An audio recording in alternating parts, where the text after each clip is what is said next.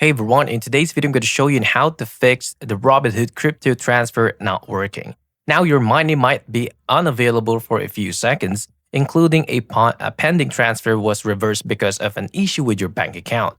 The money from that transfer won't be available in your spending or investing account, and once your pending transfer failed due to one-time system error, this won't result in any fees. If this happens, you can start a new transfer at any time, and you have a duplicate account with no funds. If you see your entire portfolio missing, double check your email address to make sure you are logged into that correct account, and you can contact their support to close the duplicate account. Now, for any other reasons why a bank or debit card transfers got reversed or was unsuccessful, you can check the how to ensure a successful transfer by searching this specific link.